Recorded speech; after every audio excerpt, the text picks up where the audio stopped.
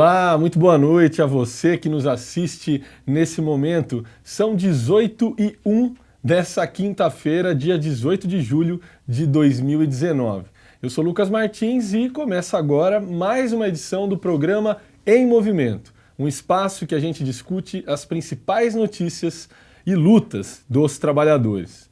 A produção deste programa é do Sindicato dos Metalúrgicos de São José dos Campos, uma entidade filiada à CSP com Lutas. A gente transmite direto aqui do estúdio Vitor Gianotti, aqui mesmo em São José. Participe da realização deste programa, envia pra gente a sua pergunta, crítica ou sugestão. É muito fácil, é só utilizar aqui o campo dos comentários no Facebook. A sua participação deixa esse programa muito mais legal. Vamos comentar. Então, para começar, vamos conferir a pauta do programa de hoje. Tá aí já na tela. No primeiro bloco, a gente vai conversar sobre a campanha salarial 2019, só que dessa vez a pauta específica das mulheres. Para isso, a gente recebe aqui no estúdio a Aline Bernardo dos Santos, diretora do Sindicato dos Metalúrgicos, e também a diretora Isabel Cristina Orioli. Também tem no nosso programa de hoje o assunto a privatização dos Correios. E a gente vai conversar com o Moisés Lima, que é o presidente do Sintec Vale do Paraíba. E no terceiro bloco nós vamos voltar a falar da reforma da Previdência e quem vai trazer as novidades para a gente é o Luiz Carlos Prates, o Mancha, né? Aqui da Secretaria Nacional da CSP com Lutas. Muito bem. Embora seja a maioria no conjunto da população, as mulheres ainda sofrem com a desigualdade de salários e direitos no mercado de trabalho. E é pensando nisso que o sindicato possui uma pauta específica para a mulher metalúrgica na campanha salarial 2019. Sobre esse assunto eu vou conversar então com as diretoras do sindicato, com a Aline e com a Bel. Uma boa noite, prazer receber vocês no estúdio. É isso aí. Vou começar então o nosso bate-papo, Aline. Você pode começar respondendo para a gente por que é necessário, né? A Aline e a Bel também, por que é necessário que se dê uma atenção exclusiva para a mulher trabalhadora, né? Porque pode ser que o pessoal que está assistindo a gente pense, né, que, poxa, são trabalhadoras, já estão contempladas na Convenção Coletiva Geral. Mas não é esse o caso, né, Aline? Bom, na realidade, a gente nunca é contemplado, né? Principalmente a gente que é mulher, a gente sabe da dupla e da tripla jornada de trabalho. As mulheres em si, ela hoje, muitas das vezes, né, são praticamente mães, né? São mães solteiras que têm que trabalhar, deixar seus filhos em creche e praticamente em creche pública, né? E a gente não tem creche praticamente de qualidade, principalmente aqui em São José dos Campos, a gente sabe que tem um déficit muito grande em relação à creche. E muitas mães têm que se ausentar do trabalho, principalmente por isso, né? Tem que largar do trabalho para ficar com os seus filhos, sendo que isso também é obrigação do Estado, isso vale sempre ser lembrado. Então, a nossa pauta de mulheres, ela é geral, é para todas as mulheres. A gente, lógico, é dos metalúrgicos, a gente luta pelas mulheres do metalúrgico, mas a mulher do metalúrgico é a mesma mulher comum, que é uma dona de casa, enfim, que tem que procurar emprego, que na realidade ela deveria ter uma creche para deixar os seus filhos para procurar um emprego, muitas das vezes não consegue também. Então, é uma pauta extensa, né? As reivindicações, principalmente, é das mulheres que têm filho, que não tem com quem deixar, tem que deixar muitas vezes em creche pública quando tem vaga, porque na realidade nunca tem, né? E tem todo um critério da prefeitura, principalmente, em relação a isso. Então, a pauta da mulher é muito, muito específica por isso. Também tem, que a gente vai falar logo mais sobre a violência também, né? Que é a violência que a mulher sofre muito. Também no mercado de trabalho, enfim, que a gente sabe sobre o salário, né? A mulher ganha muito menos que o homem. Então, é uma luta diária para as mulheres. Então, por isso que é preciso lutar, principalmente nas campanhas sociais, nas campanhas salariais, para que a gente consiga causas que garantam garanta mais ainda os direitos das mulheres, porque para os patrões, muitas das vezes, não é vantagem ter mulher no mercado de trabalho. E a gente sabe que também nesses setores, principalmente do eletroeletrônico, é onde mais coloca a mão feminina, mas também é um setor que menos emprega, na realidade, com o tempo, porque tem muito nível de precarização e também muitas vezes de rodízio, né? A gente sofre muito isso. Certo. Perguntar para a Isabel, Bel, você faz parte da diretoria do sindicato, né? Essa sempre foi uma preocupação, então, dessa diretoria, que na campanha salarial houvesse essa atenção especial às mulheres? Sim. Nós temos que ter um carinho, todo um cuidado especial com as mulheres, né? Porque a nós mulheres, além de ser trabalhadoras, a gente tem o trabalho aí da dupla, tripla jornada, que nós mulheres, nós temos trabalho na fábrica, chega em casa a gente tem que cuidar dos filhos, nós temos que cuidar de marido. E muitas das vezes o orçamento da casa não é suficiente ainda para complementar aquela renda, nós temos que complementar com uma quarta renda. Então, sendo assim, nós mulheres temos sim, dentro da convenção coletiva, que brigar pelos nossos direitos. Tá certo.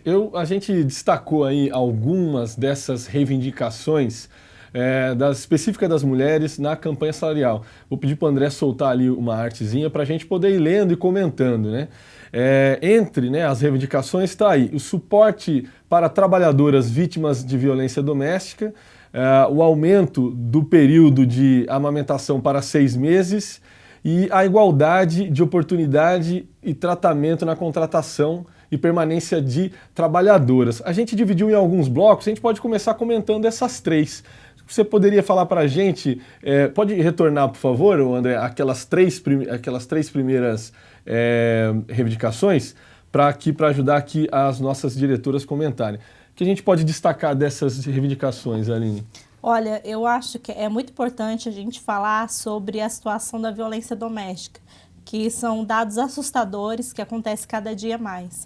Principalmente a gente sabe que o ciclo também, voltando a falar do feminicídio, ela vem da violência doméstica. Ela começa pela violência doméstica dentro dos lares, ela acaba, infelizmente, muitas das vezes em feminicídio. É preciso que a gente coloque nas nossas cláusulas sociais, principalmente das convenções, que a mulher, que quando ela sofrer alguma violência doméstica, que ela consiga um afastamento pela empresa, né? Porque, na realidade, muitas dessas mulheres que são agredidas pelos seus companheiros são agredidas nos finais de semana, que, infelizmente, a delegacia da mulher é fechada, né, não é aberta. E, principalmente, a gente tem esse problema, principalmente aqui em São José dos Campos, que a delegacia funciona de segunda a sexta-feira. A mulher ela tem que voltar, dormir com o agressor, porque muitas das vezes que é o próprio companheiro, né, ela tem o filho também, tem que voltar a dormir com o agressor, na realidade no outro dia, na segunda-feira ela tem que trabalhar. E a gente tem vários casos de companheiras que foram trabalhar e quando chegaram para retornar do seu trabalho naquele dia, foram mortas pelos seus maridos, seus companheiros.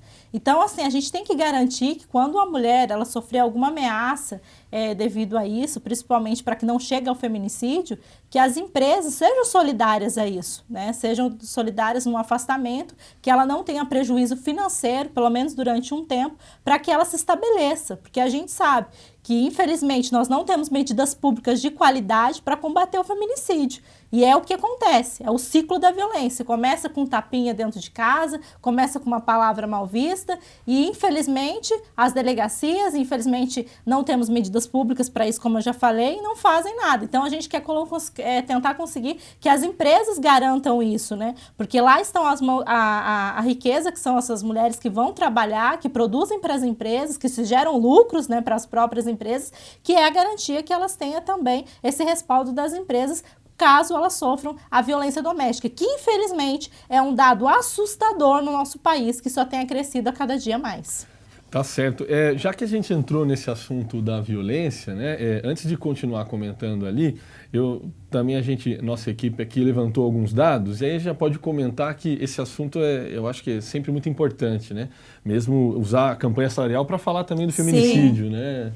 Então, assim, os dados, né, que foram divulgados pelo portal G1, né, mostraram, né, nesse início de ano, que no primeiro trimestre houve um aumento de 76% em casos de feminicídio, né, aqui no estado de São Paulo. Eu queria, pode ser a Bel trazer isso primeiro para a gente, de que forma esse cenário, assim, você percebe isso na base com as trabalhadoras, né, e isso chega, né, as mulheres conhecem essa realidade da violência, passam para você, como é que funciona isso? Sim, as mulheres conhecem realmente a base, 76% você acabou de divulgar aí, infelizmente, né, é o que tem acontecido aí em termos de feminicídio. Eu vou dar um exemplo bem simples, bem rápido, que aconteceu numa empresa da qual eu trabalho. Há muitos anos, uma companheira nossa foi vítima de um feminicídio, por isso que a gente luta e briga muito para que seja colocado dentro da convenção coletiva uma garantia de emprego, de estabilidade para essas companheiras, porque infelizmente o número de feminicídio ele vem crescendo a cada dia mais. Essa companheira, ao ser agredida pelo companheiro, que se diz, né, companheiro, além de sofrer a agressão, ela foi para uma delegacia de mulher, passou por toda aquela triagem, todo aquele constrangimento que para nós mulheres é complicado, porque você chega, você é agredida, você tem que ter, em segunda posição ali, a coragem de denunciar o agressor, aí depois você passa pela delegacia, você passa por uma triagem, e ao passar por essa triagem, tem que esperar alguns dias afastado da casa para ver se a juíza ou o juiz vai dar uma liminar dizendo que você foi vítima da violência doméstica e você precisa afastar do lar. Uma dessas companheiras voltou à empresa e esse agressor seguiu a companheira até a empresa. Ao seguir a companheira, não conseguiu entrar na empresa, logicamente, mas ele seguiu a van dessa companheira, dessa trabalhadora, até a casa dela. Ou seja, ela foi vítima novamente, ao chegar em casa, da maldade aí do agressor. Então, o que a gente pede é que essa companheira ou essa trabalhadora a ser vítima, ela tenha a sua estabilidade, o seu direito garantido, que é a estabilidade no emprego e o direito de, ao se ausentar do afastamento, ela tenha garantido o seu salário para que ela possa manter um aluguel, que ela possa manter os filhos, para que ela não possa novamente voltar à casa do agressor. Tá certo. Podemos voltar, então? Aline, tem alguma outra questão para colocar ainda, Aline, nessa questão da violência? Ou a gente pode seguir ali com os temas? Não, podemos seguir. Depois a gente pode voltar também, o bate-papo aqui é aberto, né? Ao vivo é assim, gente. Ainda dentro dessa primeira tela, a gente tem essa questão do aumento, né, no período de amamentação e também a igualdade de oportunidade, né? O que vocês poderiam dizer para a gente aí resumidamente aí, na categoria metalúrgica, isso tem uma importância grande. Infelizmente, muitas empresas, elas não estão considerando mais, tem empresas que consideram 6 meses, né, que são os 180 dias, mas a maioria se considera 120 dias, que são 4 meses, né? E aí a mãe, ela já tem que estar retornando para o trabalho, e a gente sabe também, como eu falei anterior, é difícil, né, conseguir creche, muitas delas têm que abrir mão do trabalho para estar novamente, para cuidar do filho. E o que a Isabel falou, acho que foi fundamental. Hoje a mulher ela tem que contemplar o lar, porque a renda só do homem não dá mais. A gente vê aí, principalmente pelos números assustadores que estão ficando as coisas, né? O botijão de gás, a conta de luz, a água, enfim. Então, hoje a mulher vem para se somar, né? Junto com os seus companheiros. Então, muitas vezes elas têm que largar a mão. E principalmente nos 4 meses, ela ainda está naquele período de amamentação. Aqui em São José, a gente conseguiu em várias convenções coletivas, com empresas que foram para lutas, com certeza os trabalhadores, né, que lá lutaram, a gente conseguiu garantir os 180 dias, que são 6 meses. Então, no prazo de 6 meses, as mães começam a retornar aos seus trabalhos. E é uma reivindicação para que seja para todo mundo, que esse prazo de 6 meses seja para todo mundo, que é uma reivindicação nossa, porque a gente vê essa situação, infelizmente, que hoje não tem como a mulher deixar de trabalhar, não tem como ela deixar de ingressar no mercado de trabalho, e ela não deve mesmo. A mulher ela tem que ingressar no mercado de trabalho para que ela consiga alcançar seus objetivos, enfim. E em relação também a falar sobre a situação de equipação salarial, a gente tem uma dificuldade muito grande. Por exemplo, eu trabalho no setor eletroeletrônico, a Isabel também, e a gente vê a qualificação de salários, né? Os homens sempre ganham mais que as mulheres, fazem os mesmos serviços muitas das vezes, e por ser homem ganham um pouco a mais, né? A gente não pode aqui contar no setor administrativo, a gente tem que falar de igual para igual, porque muitas pessoas fazem essa equipação com a gente. Por que o setor administrativo? Então, a gente tem que sempre saber separar essas funções. Então, assim, a gente acha que se a gente produz a mesma coisa, a gente está lutando pelos mesmos direitos, né? Então, que a gente consiga também alcançar nossos mesmos objetivos e principalmente na equipação salarial, que às vezes é assustador. É questão de que uma mulher, por exemplo, no vestiário ganha 1.500 e um homem ganha 2.500, às vezes até 3.000 reais fazendo o mesmo trabalho. Então, isso é errado. Tá certo, então. Vamos seguir, tem mais uma tela com alguns direitos. Pode passar agora, André. Tem mais duas reivindicações aí, entre as demais, né? Existem muitas outras dentro das convenções coletivas. Mas vamos lá. Vamos falar sobre o auxílio creche, equivalente a 60% do salário da categoria, com ou sem comprovante. E também uma cláusula muito importante, né, que as mulheres grávidas ficam proibidas de entrar em áreas insalubres, mesmo com atestado médico. A reforma trabalhista veio para mexer nisso também, né? Pode ser aí, Bel, o que você pode dizer para a gente? O auxílio creche é fundamental. O auxílio creche ele é fundamental para que a mulher, quando ela entra com esse pedido, ela tenha como sustentar, porque ela volta ao recinto de trabalho.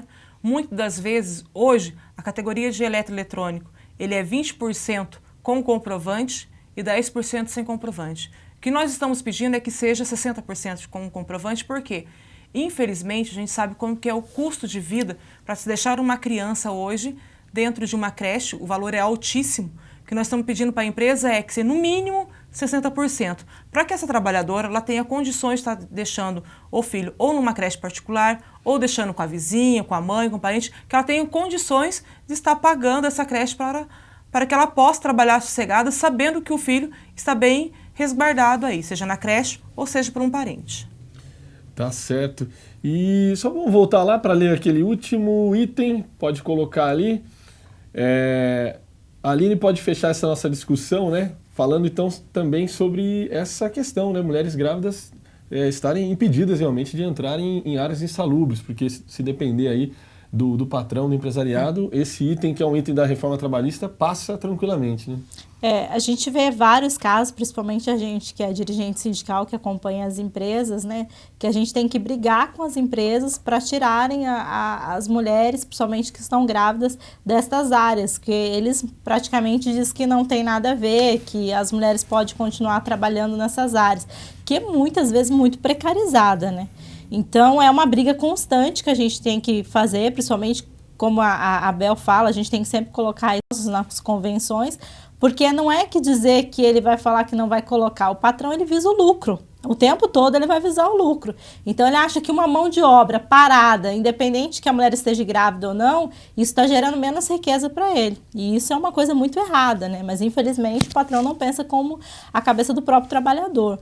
Então, é preciso que a gente coloque isso, lute cada dia mais, e principalmente as mulheres que estão nessas áreas, que elas denunciem também. Porque a gente sabe que as mulheres muitas das vezes estão trabalhando nessas áreas, trabalham porque tem a pressão da chefia, e muitas das vezes não denunciam, né? Continuam trabalhando e muitas das vezes pode até acabar perdendo o seu próprio bebê aí, porque a gente sabe das áreas precarizadas que tem, infelizmente.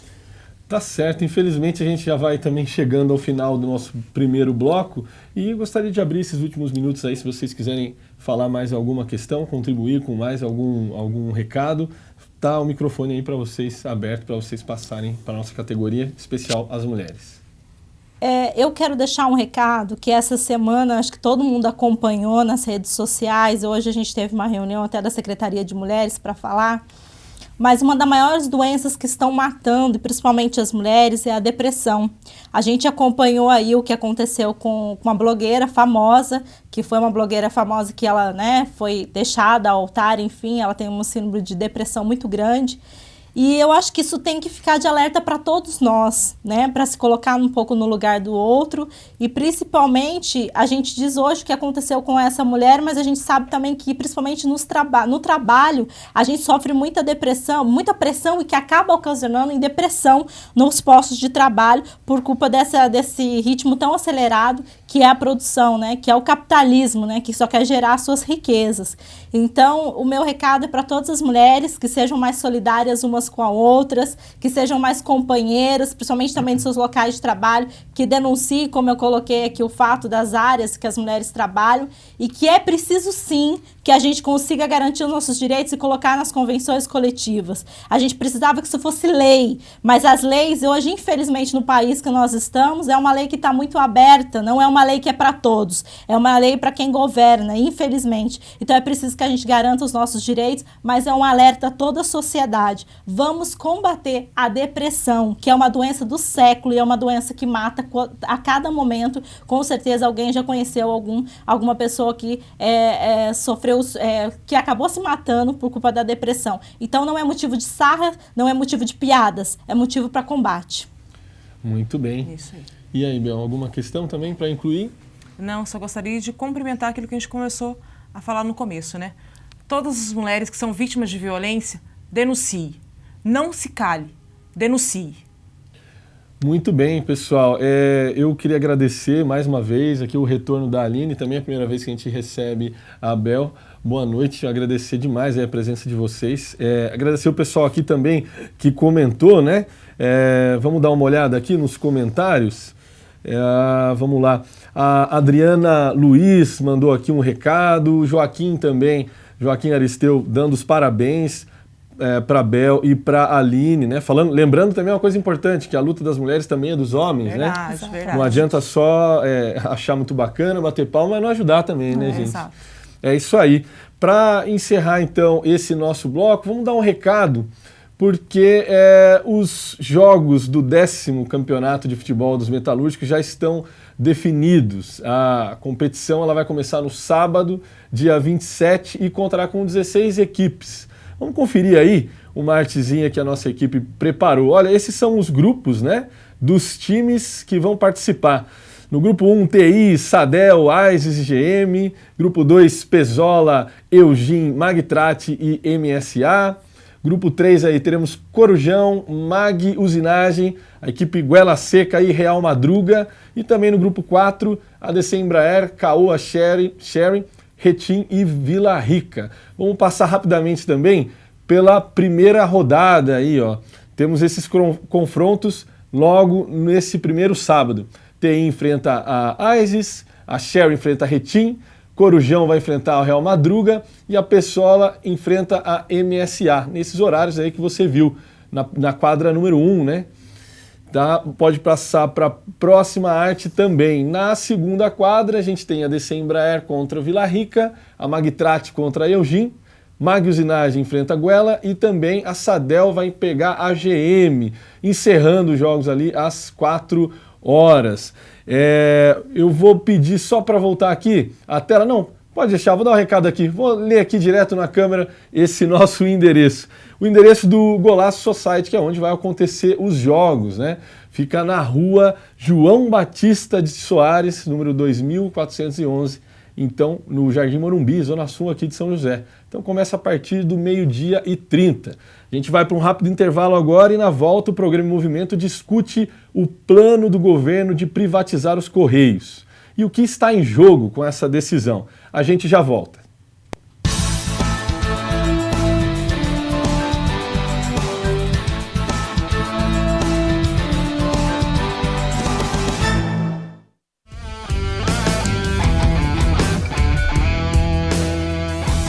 A reforma da Previdência vai prejudicar a aposentadoria de toda a classe trabalhadora, mas para as mulheres será muito pior.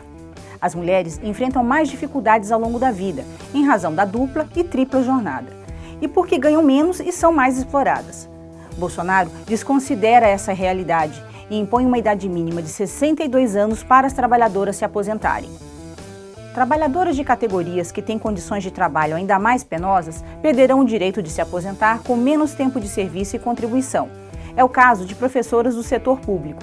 Hoje, elas se aposentam com 50 anos de idade e 25 de contribuição. Com a reforma, a idade mínima aumenta para 60 anos e 30 anos de contribuição. Bolsonaro também aumenta a idade mínima da aposentadoria das trabalhadoras rurais, de 55 anos para 60 anos de idade, e o tempo de contribuição de 15 para 20 anos. E tem mais. Se a reforma da Previdência for aprovada, o valor das pensões por morte será reduzido para apenas 60% do valor integral, mais 10% por dependente. É um absurdo, pois isso permitirá benefícios menores que um salário mínimo. Diga não à reforma da Previdência. É preciso construir a greve geral para defender o direito à aposentadoria.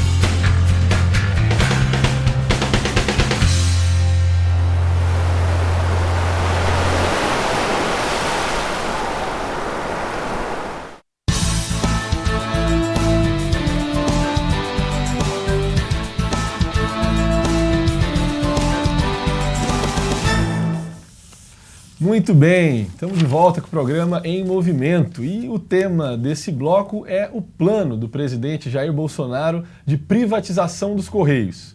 Sob a tutela do ministro da Economia, Paulo Guedes, o governo planeja realizar o maior processo de privatização da história desse país, abrindo mão de suas principais empresas estatais, entre elas os Correios. A medida terá um grande impacto na população e na economia. Para entender melhor esse cenário, nós recebemos em nossa bancada o presidente do Sindicato dos Trabalhadores da Empresa Brasileira de Correios e Telégrafos, aqui do Vale do Paraíba, Moisés Lima. Boa noite, Moisés. Boa noite, Lucas. Boa noite aí a todos os ouvintes do programa Em Movimento aí. Prazer receber você aqui essa noite. Vamos começar, né? Para o pessoal que está assistindo, Moisés, eu acho que é muito bacana a gente começar do básico, né? O que significaria a venda, né, dos Correios para uma empresa privada nesse âmbito da população, né? Como que seriam afetados, né, os clientes dos Correios, ou seja, né, todos nós brasileiros? Essa possível venda, logo de cara, significa o quê? Primeiro, uma perda enorme para a população brasileira, né? Acho que é a empresa mais velha existente no Brasil, né? Foi criada ainda na época do Império, né? Década de 1600. É um patrimônio do povo brasileiro, né? E eu acho que, além dos trabalhadores serem afetados, né, a população também ficaria sem os serviços essenciais que hoje são prestados pelo Correio. Tá certo. Moisés, ontem, né, o sindicato, né, aqui dos trabalhadores dos Correios aqui de São José dos Campos realizou uma audiência pública, né, na Câmara dos Vereadores para debater esse plano de privatização, né? Queria que você contasse para a gente um pouco como foi a atividade e também a importância, né, de envolver a população, né, quem está aí nos assistindo, também nesse debate, porque a coisa é séria, né? Sim.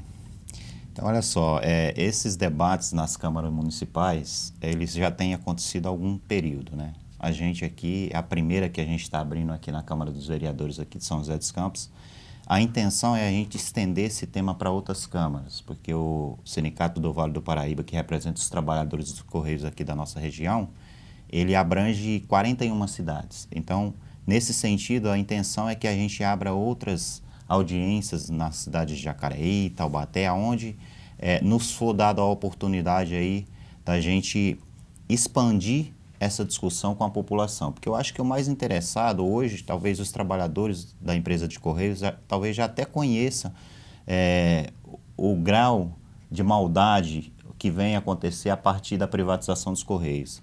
Mas talvez a população, de um modo geral, talvez ainda não entenda, talvez a partir da privatização, o que irá perder com a privatização dos Correios. Então a intenção da abertura nossa aí, dessas audiências, é justamente tentar atingir o maior número de pessoas possíveis para desmistificar isso que o governo tem feito aí, dizendo que é necessário privatizar porque a empresa é deficitária. Então a gente está com estudo técnico, com dados aí, tentando mostrar para a população que isso é uma inverdade. Nós temos que mostrar para a população de fato que a empresa de Correios, não só a empresa de Correio, eu acho que as empresas públicas, de certa forma, nós temos que tirar essa mentalidade da cabeça da população de que o que é público é ruim, certo? Nós temos que mostrar que nem tudo que é público é ruim, muito pelo contrário, é bom porque presta um serviço voltado para a população. E é isso que a gente quer justamente atingir o objetivo principal, que é a população, que é aqueles que talvez ainda não tenham esse conhecimento, entendimento sobre o tema privatização. Perfeito. E além dessas audiências públicas que estão ocorrendo, Moisés, que tipo de outras mobilizações também vocês estão preparando? Porque os trabalhadores do Correio estão em campanha salarial, né? E tem, eu vi também na internet, no site, né, de vocês, que existe um abaixo-assinado também. Explica pra gente também como a população onde pode encontrar esse abaixo-assinado, para deixar lá, né, a sua expressão ali de que é contra também a privatização. Sim. Então, antes da gente entrar na questão do tema do abaixo-assinado, né, que foi uma das medidas tiradas aí, entre tantas outras que a gente já vem... Esse tema privatização dos Correios, ele já é antigo, Lucas. Ele já tem passado por governos anteriores. A gente tem resistido a N governos, e infelizmente cada ano que passa se afunila cada vez mais, né? A gente sabe que aqueles governos que não têm compromisso com a classe trabalhadora, com a população de um modo geral, infelizmente querem destruir aquilo que é do povo brasileiro. A gente já tem tirado uma série de medidas, entre elas o abaixo-assinado, né? Então, assim, foi feita recentemente uma pesquisa aí de opinião na população, né? E a própria população, ela deixou claro que ela é contra, não somente a privatização dos Correios, mas a todas as empresas públicas. E, dentre outras medidas que a gente está tomando, tem um abaixo-assinado que a gente vai estar aí agora passando para a população. Queremos montar aí barraca no centro de algumas cidades para colher a maior quantidade de assinaturas possíveis, né? Para mostrar para o governo que a população ela é contra a privatização. Essa pesquisa que o Moisés citou aqui, pessoal, foi realizada pelo Instituto Paraná de Pesquisas e apontou que 55,1% dos brasileiros é contra, né, a venda dos Correios. Eu vou perguntar aqui, Moisés, os defensores da venda, né, boa parte do governo, afirmam que os Correios estão gerando muito custo ao governo, que o Correio dá prejuízo e que por isso deve ser meio que assim, vamos se desfazer logo de algo que está onerando muito os cofres públicos. Existe essa realidade dos Correios hoje? Então, o governo, quando ele vai à mídia, que aliás ele tem um aparato enorme à sua disposição, né? Queríamos nós também ter o mesmo aparato para tentar reverter isso que o governo fala, né? Quando ele vai para a mídia ou faz uma divulgação que o governo ou que uma empresa pública tem que ser privatizada, ele tem que, de certa forma, convencer a população. E aí ele vai mostrar os dados que para ele chegam ou que são disponíveis para ele. Então, assim, ele fala que o Correio é deficitário, que dá despesa para o governo, mas isso é uma inverdade. Porque, assim, desde a década de 90, ao pegar aí de 69, quando passou de Correios MOL para SCT, até meados da década de 90, o Correio, de fato, não era uma empresa que dava lucro. Porque o Correio foi criado, não foi com a finalidade de gerir, de lucrar, foi criado com a finalidade de fazer o papel social, de levar informação às diversas localidades do país. Nesse sentido, só que assim, da década de 90 para cá, meados de 90 para cá, eles descobriram, com uma modificação que foi feita, descobriram que o Correio é lucrativo e muito lucrativo. Então, dessa época para cá, o Correio não só é superavitário, como inclusive parte da riqueza dos Correios, que é produzida pelos Correios, é distribuída para o governo. Ou seja, em média, 25% do lucro da empresa ela é destinada à União, que é o governo pega. E durante esse período a mais, o governo ainda pegou muito mais, certo? Pegou mais de 6 bilhões de 2009 a 2014, a mais do que deveria ser pego ainda. Ou seja, além do Correio não dar despesa, ainda ajuda o governo a compor, ou seja, através do dinheiro que saiu daqui, a fazer gastar com outras coisas que não sabemos o que, né? Então, isso que o governo está falando, que o governo está investindo nos Correios, isso é uma inverdade. O governo já mais de 2 décadas que o governo não investe nem um centavo aqui, aliás, tira dinheiro. Isso a população talvez não saiba, e é o que a gente quer que a população saiba. O Correio é superavitário, não é deficitário, não traz nenhuma despesa para o governo, não nesses últimos 15, 20 anos não traz. Tá certo. Vou ler um comentário aqui, então.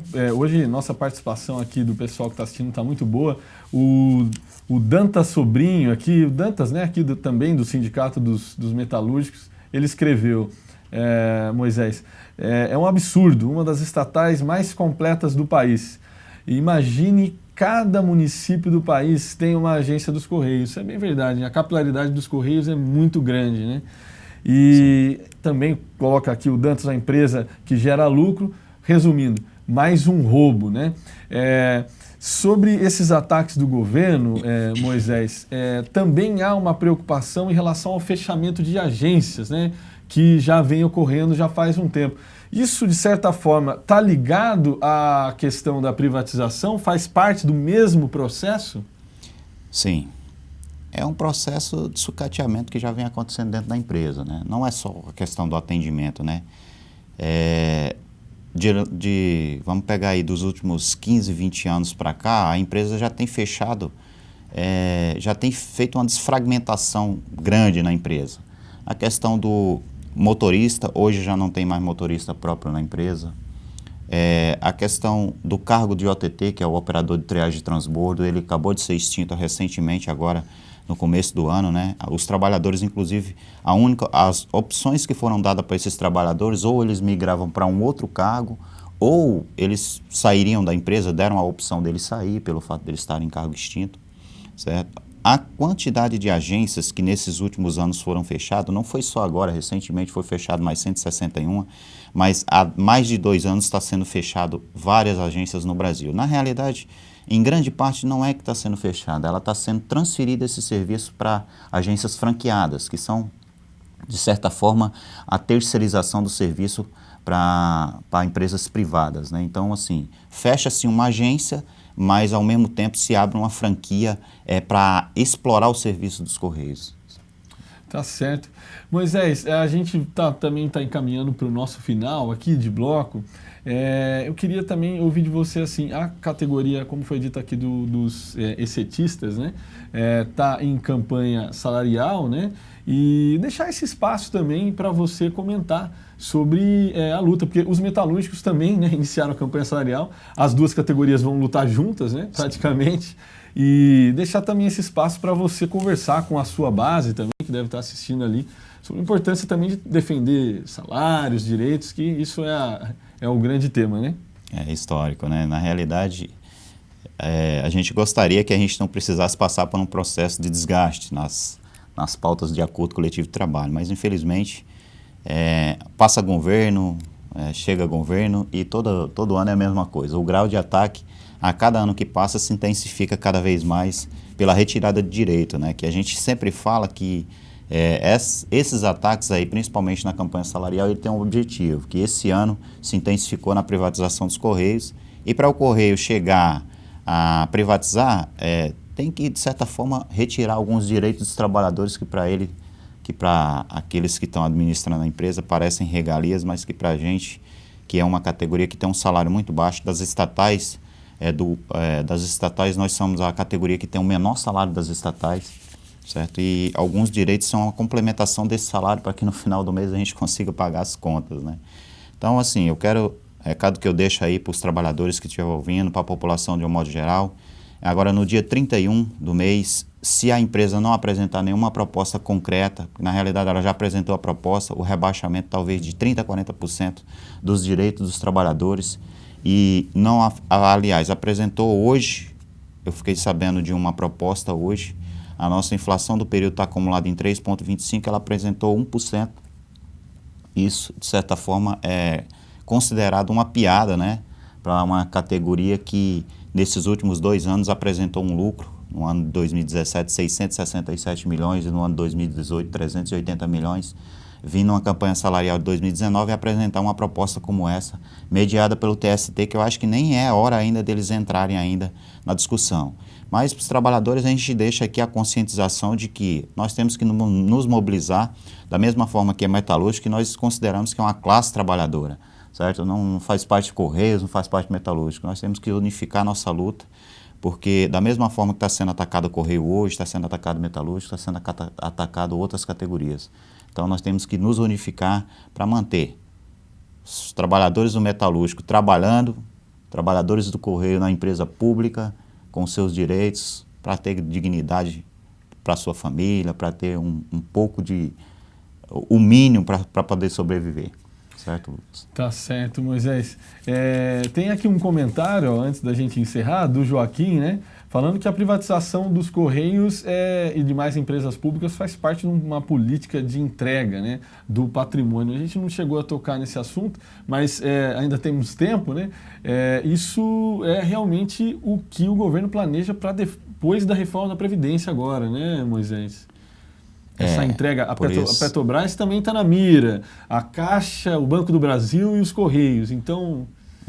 Eu acho que nós temos um desafio muito grande, Lucas, população de um modo geral, né? Primeiro, barrar essa reforma de Previdência, que ainda que passou na primeira discussão da Câmara, mas nós temos um desafio muito grande de barrar ela. Em segundo lugar, a questão das empresas públicas, que já era um plano antes mesmo do governo se eleger. Ele já deixava claro que queria privatizar. Acho que nós temos um desafio muito grande, mas nós também acreditamos na população brasileira. A gente vê, ontem a gente estava na Câmara e uma das discussões que foram abertas é que a maioria dessas empresas que são vendidas aqui no Brasil são compradas por estatais de outros países. Ou seja, o Brasil está se desfazendo das suas estatais e entregando para estatais de outros países. Então, não é que a empresa pública ela é ruim. Na realidade, se fosse ruim, os outros países não comprariam, né?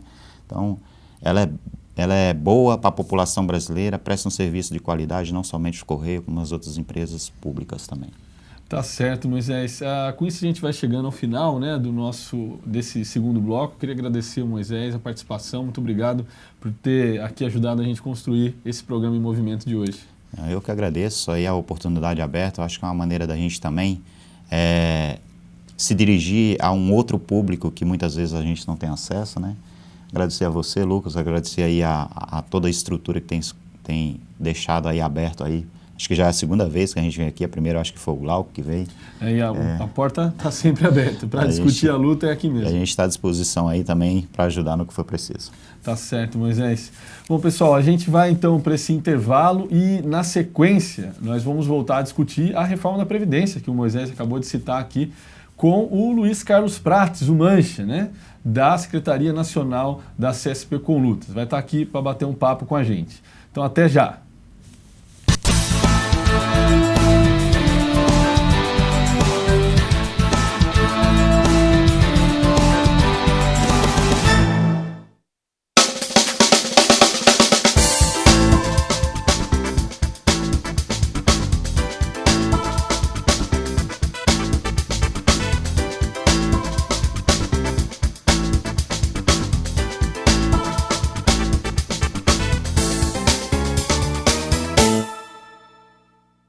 Em 2019, os metalúrgicos e metalúrgicas de São José dos Campos vão ganhar uma casa nova.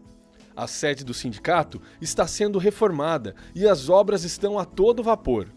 É a diretoria do sindicato trabalhando para melhor atender os sócios e sócias da entidade. Por isso, se você ainda não é sindicalizado, venha fortalecer o seu time, fique sócio do nosso sindicato.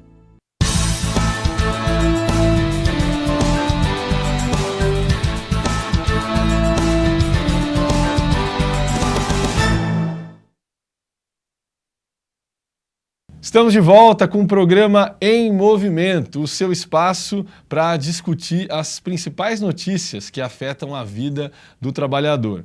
Neste bloco, o assunto é a reforma da Previdência. Os parlamentares entraram em recesso nesta quinta-feira.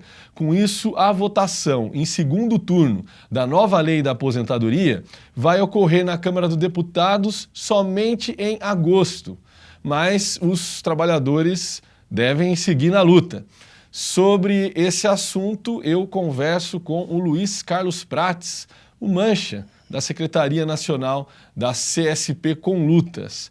Boa noite, Mancha. Seja bem-vindo novamente aqui à nossa bancada. Boa noite, Lucas. O Mancha que retorna para falar do assunto da Previdência, né? Mancha, você esteve acompanhando em Brasília, né? Você esteve lá em loco acompanhando esse trâmite da reforma da Previdência e eu queria começar o nosso bate-papo perguntando o que de fato significa esse avanço que a proposta teve na Câmara para o conjunto da classe trabalhadora brasileira. Lembrando que foi aprovado em primeiro turno, né? Mas ainda temos outras instâncias de votação, claro, no Congresso e também no Senado, mas essa votação do primeiro turno foi considerada expressiva, né? Uma vitória expressiva ali do governo. O governo fez uma campanha, não só o governo, mas o Congresso Nacional, o Rodrigo Maia, fez uma campanha intensa sobre a população, baseada em fake news, baseada em notícias falsas, baseada em dados falsos de que é necessário fazer a reforma para o país não quebrar. O mesmo argumento que foi utilizado quando da reforma trabalhista, que era necessário fazer a reforma trabalhista para que tivesse mais emprego. E o resultado é o crescimento monstruoso do desemprego. O mesmo aconteceu em relação à reforma da Previdência. Foi muita campanha, muita mentira, muita fake news, que levou, inclusive, a uma parcela da população a achar que a reforma era necessária para acabar com o privilégio, que era o que o governo dizia, mas essa reforma não acaba com nenhum privilégio, ao contrário, ela retira dinheiro dos mais pobres, retira dinheiro do BPC, retira dinheiro daqueles que teriam condição de se aposentar para dar para os bancos, para dar para os grandes banqueiros. Então, é uma reforma que tem muito ataque aos trabalhadores. Muito ataque aos trabalhadores. Por exemplo, a nossa categoria dos metalúrgicos, e não só a nossa categoria, o conjunto das categorias de trabalhadores, aqueles que estão mais organizados, aqueles que têm sindicatos, aqueles que eventualmente se aposentavam por tempo de contribuição, praticamente se elimina essa categoria. Agora, para se aposentar, precisa ter 65 anos de idade os homens e 62 anos as mulheres. Isto é o eixo da reforma e isso passou. É necessário, a aposentadoria se dá com 60% do salário e com 20 anos de contribuição. 60% do salário e não mais com 100% do salário. O cálculo dos salários, para aqueles que conseguem se aposentar, não despreza mais as 20% menores de contribuição, o que significa que, de cara, de imediato, aqueles que eventualmente teriam salário integral têm um salário reduzido de 15% a 20%. Portanto, é essa a economia que o governo está falando em fazer, de arrancar desses setores. Para nós também tem a aposentadoria especial. Aposentadoria especial para aqueles trabalhadores que trabalham em serviço insalubre, que trabalham com risco de vida e tal, e que podem se aposentar hoje com 25 anos de trabalho, independente da sua idade. E aqueles que trabalham na mineração, que é 15 anos, e outros que trabalham em outros setores, que é 20 anos, também acaba. Por quê? Porque é necessário ter uma combinação da idade com o tempo de contribuição. E, portanto, só se aposentaria por especial com 60, 61 anos de idade, o que, obviamente, inviabiliza esse tipo de aposentadoria. Além do que, os eletricistas, por exemplo, não têm mais direito à periculosidade. A periculosidade não dá mais direito à aposentadoria especial e tampouco o risco de viga, como no caso dos vigilantes. Então, é um grande ataque sobre esse setor e é um grande ataque sobre o conjunto dos trabalhadores, sobre os mais pobres, porque mexe no BPC, porque pega as viúvas, porque reduz a pensão por morte a 60% e também em relação a outros eventos, como, por exemplo, permite a privatização do seguro-acidente, do serviço de acidente do trabalho, licença maternidade, enfim, todas essas questões que também têm a ver com a Previdência. Então, é um profundo e um grande ataque sobre os trabalhadores. A essência da reforma é isso que o governo quer aprovar. E é necessário mobilizar, é necessário resistir, porque, frente a essa situação, o governo faz uma puta campanha, o papel que deveria ter as centrais sindicais, as organizações do trabalhador, é fazer uma grande contraofensiva contra essa proposta do governo. O problema é que uma parte expressiva das direções sindicais, particularmente as maiores, a CUT, a Força Sindical, se jogaram num caminho de buscar melhorar a reforma, minorar o sofrimento com a reforma e num caminho de negociação, ao invés de fazer uma campanha frontal de denúncia dessa reforma. E o resultado é que nós temos uma reforma que, em vez de ser uma reforma melhorada, ao contrário, é uma reforma piorada, porque, além dela passar de conteúdo, ela passa sem ter uma grande resistência. As manifestações que houveram em Brasília, apesar de importantes, ficaram muito aquém da necessidade que tem o movimento de fazer uma resistência a essa reforma. Certo, mas em resumo, para o metalúrgico que está assistindo a gente, o Mancha falou aqui do espírito dessa reforma, eu entendo, né, Mancha, que você pode até me corrigir, é trabalhar por mais tempo para receber menos, né?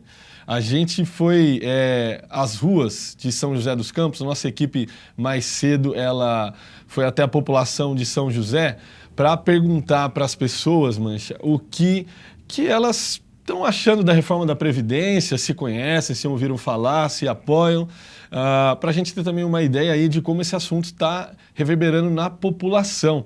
Eu vou pedir ali para soltar o VT e a gente depois comenta alguma dessas falas. E você concorda ou não com a reforma da Previdência? Qual que é a sua opinião sobre as mudanças que vão acontecer? Bom, eu acho que, assim, na minha opinião, Eu acho que no momento não seria propício assim para mudanças, né? Que eu acho que tem outras coisas em que o Brasil precisa ser melhorado e tudo. E a Previdência eu acho que deveria mexer agora não. Mas se a gente for analisar a situação da Previdência, ia chegar a um ponto que não ia ter mesmo realmente dinheiro para pagar para os nossos adolescentes quando chegar no tempo de aposentar. Então eu concordo e espero que continue trabalhando bem para poder dar mais oportunidade para os jovens que vão chegar a aposentar. Eu acho que realmente é necessário ser feito alguma coisa, porque a estimativa de vida da população em geral aumentou, então essa conta não fecha. Só que o problema é que daí acontece isso e em outro lado não tem nenhum tipo de incentivo, alguma coisa que traga mais estabilidade para quem está próximo de se aposentar. Eu acredito que com essa reforma talvez possamos trabalhar um pouco mais. Já trabalhamos muito, né? E com essa reforma vamos trabalhar muito mais ainda e talvez a aposentadoria não chegue. Não concordo, moço, porque esse negócio de ter que pagar 20 anos, eu acho muita coisa. A pessoa, quando chegar a aposentar, está na hora de morrer. Então eu não concordo, não. De maneira nenhuma. Por quê? Porque eles estão mexendo numa situação onde o povo precisa, onde o povo está trabalhando para se aposentar e eles querem mexer num benefício que é nosso. Não vai beneficiar a gente nada, mas eles vão beneficiar em tudo. Outras coisas que eles deviam mexer, eles não mexem. Por que eles não mexem no salário deles lá em cima? Certo? Em vez de mexer na Previdência, mexe no salário deles, diminui o salário deles e coloca para ajudar a população, porque é uma situação que eles iam fazer e que ia ajudar todo mundo. Agora está mexendo no dinheiro da educação. E nós que somos doentes? Eu tenho área de disco, eu não posso trabalhar, estou correndo do auxílio-doença, não posso me aposentar porque eu não tenho idade. Muita gente vai sair prejudicada dessa história, né? É evidente que eles vão procurar aquelas pessoas que de alguma forma compraram essa aposentadoria, mas eu acho que com isso muita gente que realmente deve receber o auxílio validez vai sair prejudicada dessa história. E também a questão da idade. Não tem tanto serviço agora, como é que uma pessoa vai trabalhar 60, 70 anos? Por isso eu sou contra. Eu concordo em partes. Eu acho que tem algumas classes que podiam ter sido avaliados melhores, porque algumas pessoas saíram prejudicadas, por exemplo, a classe dos professores. A gente vai ter que trabalhar muito mais e não vamos conseguir aposentar com 100% do nosso salário, né? Para isso a gente vai ter que ter mais de 60 anos para conseguir o 100% do salário. Muito bem, a gente conferiu aí, Mancha, depoimentos bastante sinceros, também bastante variados, né? Gente apoiando, gente não apoiando. Você acha que esse debate com a população, assim, a gente tá num nível bom, assim, a população tem conhecimento? Como você avalia a partir dessas falas nossas? Eu acho que demonstra uma grande confusão e essa campanha que eu falei que o governo, que o Congresso, que o Maia tem feito, de que é necessária uma reforma. Por exemplo, dizer que é necessária uma reforma porque as novas gerações precisam do direito à aposentadoria é uma verdade e uma mentira. Por quê? Porque eles querem acabar com o direito à aposentadoria. Então, as pessoas não vão se aposentar. Então, não é que está cortando para todo mundo poder se aposentar. Ao contrário. Ontem o general Mourão disse exatamente isso. Ontem o general Mourão disse que a gente precisa garantir a aposentadoria da garotada. O que acontece é que a garotada não vai se aposentar. Eu posso dar exemplo. Por exemplo, uma pessoa que começou a trabalhar com 14 anos, começou a trabalhar. Uma mulher, ela precisaria trabalhar 30 anos para se aposentar. Hoje, essa mulher tem 32 anos, já trabalhou 17 anos e agora precisa trabalhar mais 30 anos. Ou seja, ela vai trabalhar 47 anos, se conseguir, para se aposentar. Então, na verdade, você não está aumentando a expectativa que as pessoas se aposentem. Ao contrário, você está diminuindo essa expectativa. As pessoas vão ficar, em determinado momento, muito velha para trabalhar e muito novo para se aposentar. Vai aumentar a miséria, particularmente dos idosos e da juventude, porque não tem perspectiva de se aposentar. Além do mais, essa reforma que está sendo feita agora, o próprio vice-presidente da República já falou, daqui 6 anos eles vão fazer outra. E outra coisa, tirou muitas coisas que eram da Constituição, que se chama de desconstitucionalização, que agora não precisa mais ter 2/3 para fazer a votação. Ela pode ser votada por lei, que significa ter maioria simples no Congresso Nacional, ou por medida provisória. Por medidas provisórias, por exemplo, o governo pode falar, aumentar a idade de aposentadoria, fazer uma série de outras restrições. Então, de conjunto, não é que houve uma melhora na reforma, ao contrário, não houve nenhuma conquista nessa reforma. Essa reforma é uma reforma pró-mercado, uma reforma pró-capitalista, uma reforma que, aliás, ela vem no mesmo sentido das reformas realizadas por diversos governos capitalistas em todo o mundo. Nessa época de crise, eles querem jogar nas nossas costas, nas costas dos trabalhadores, o peso dela. Por isso que eles privatizam, por isso que eles cortam verbas da educação, por isso que eles aumentam o desemprego, demitem trabalhador e aumenta as idades para aposentadoria, corta os benefícios sociais. Para quê? Para sobrar mais dinheiro para os grandes capitalistas, para tentar reverter e aumentar a sua taxa de lucro. Por isso que é necessário, além da gente lutar, nós temos que lutar para impedir essa reforma, também ter um projeto alternativo dos trabalhadores. Os trabalhadores que produzem a riqueza do país não podem ficar submetido a essa grande exploração que está acontecendo. É preciso ter uma alternativa operária, é preciso fazer uma rebelião, uma revolução, um plano econômico dos trabalhadores que reverta essa situação, que ao invés de piorar as aposentadorias, que melhora as aposentadorias. Uma sociedade que não consegue dar às suas crianças, que no caso aqui falta creche, falta educação infantil, tal, um futuro, e para os idosos não dá uma condição digna de vida, é uma sociedade que não merece existir, é preciso destruir esse sistema capitalista. Eu acho que essa reforma da Previdência é uma tragédia para os trabalhadores, ela tem que ser enfrentada, mas nós precisamos apresentar uma outra alternativa. O PT teve no governo durante 14 anos, fez a reforma da Previdência parcialmente, como Lula fez em 2003, o Fernando Henrique fez a reforma da Previdência, agora nós temos o Bolsonaro e o Congresso fazendo a reforma da Previdência. São todos governos capitalistas, então nós não queremos uma volta para trás. É preciso ter uma alternativa nova, uma alternativa diferente, que pense em primeiro lugar nos interesses dos trabalhadores. É necessário uma transformação socialista nessa sociedade. Tá certo, Mecha. Além das leis ali da aposentadoria especificamente, junto com essa PEC também se incluíram alguns outros ataques, né? Você chegou até a mencionar aqui no início do programa. Por exemplo, né, o governo quase que abriu guerra, né, contra alguns benefícios, como do INSS, né, como abono salarial e pensão por morte, né? Eu vou explicar para o público, né? No caso da pensão por morte, a pessoa antes ela recebia 100% do benefício. Se passar essa reforma, ela vai receber agora do aposentado que venha a falecer apenas 50% da aposentadoria, mais 10% por dependente. No caso do abono salarial, o PIS, tinha direito ao benefício pessoas que ganhavam até 2 salários mínimos. Agora só vão receber quem ganhar até R$ 1.364. Queria saber do Mancha, isso a princípio não tem a ver com a Previdência, mas está lá, né, no texto da PEC, como que esses ataques específicos afetam a população mais pobre, né? Empobrece mais ainda, né, Lucas? Por exemplo, uma pessoa que ganha por ano, né? Por ano não, a média anual R$ 1.400 e tinha o PIS, que era um salário durante o ano, não vai ter mais. Isso pega uma parcela importante dos trabalhadores, quase todos os trabalhadores do estado de São Paulo, porque o piso salarial de São Paulo já é perto de 1.200 e 1.300.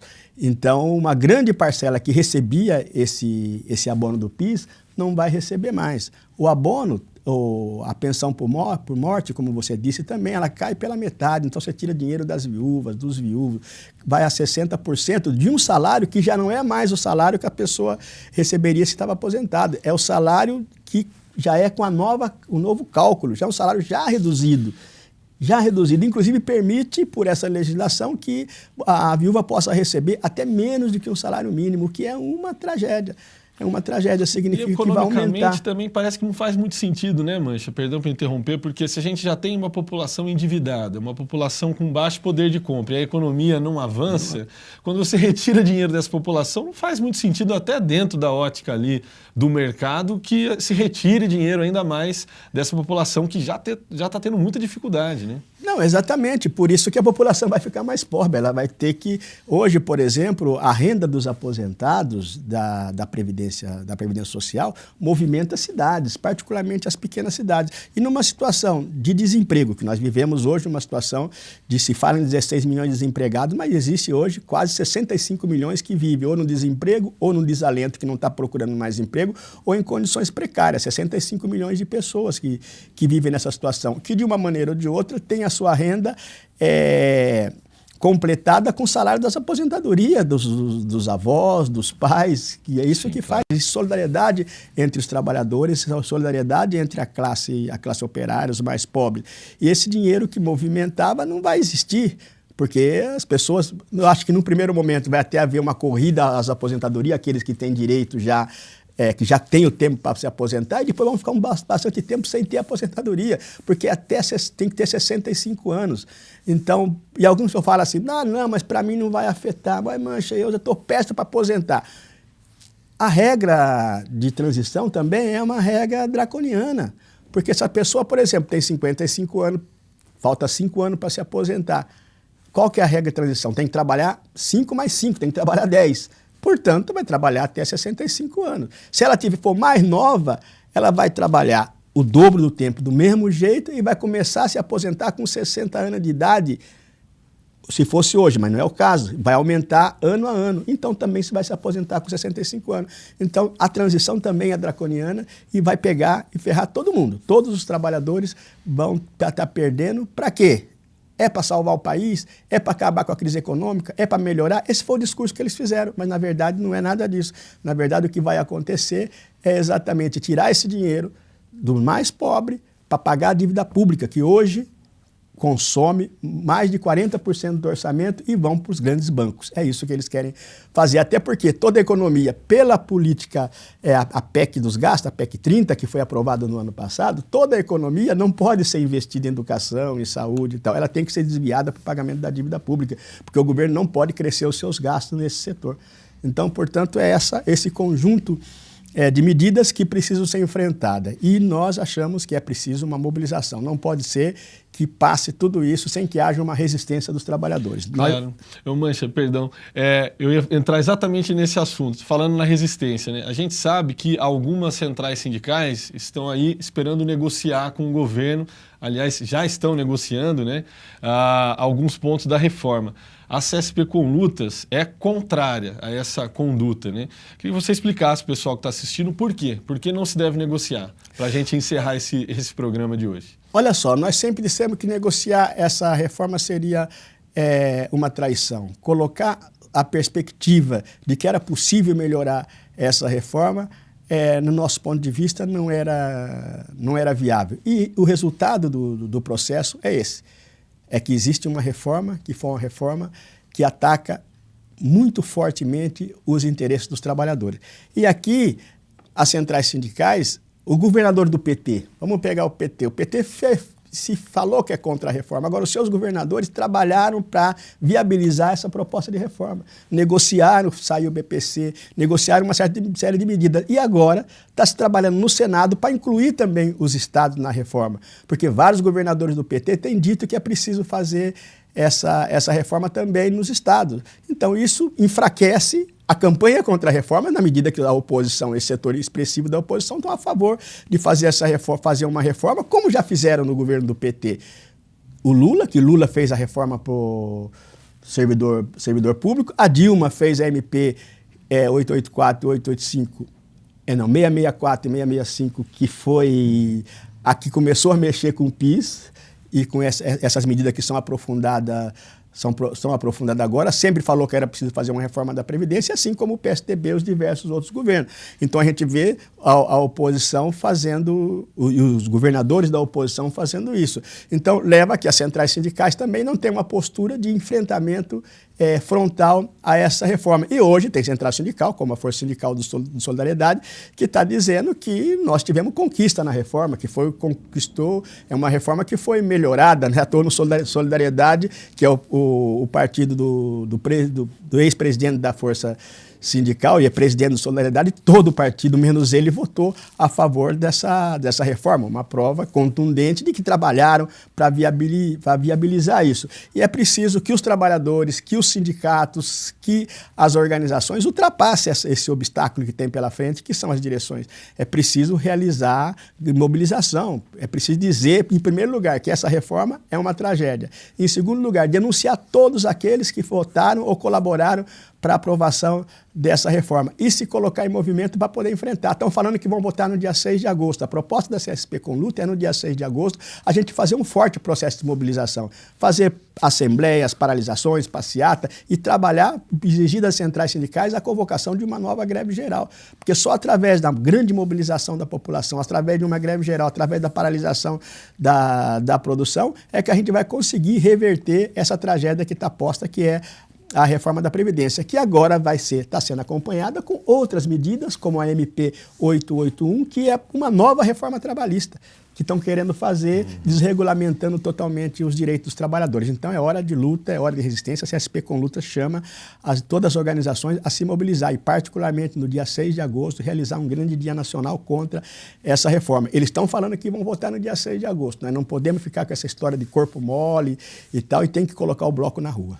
Tá certo, mas eu queria agradecer sua presença, então, novamente. Muito obrigado por estar aqui com a gente hoje, debater de novo esse assunto. Eu tenho certeza que foi muito legal para quem está assistindo a gente lá também. Obrigado, Manche. Obrigado, Lucas. E nosso recado aí aos metalúrgicos, vamos seguir firme nessa mobilização, porque é possível derrotar essa reforma, é preciso resistência. Muito bem. Eu gostaria de agradecer você também que acompanhou o programa de hoje, né, que participou, enviou sua pergunta, sua mensagem. Meu agradecimento também para a nossa equipe de produção, para a Gabriela Fani, a Carolina Guido e o André Barbosa. Na próxima quinta-feira, a gente tem mais um encontro a partir das 18 horas. Até lá!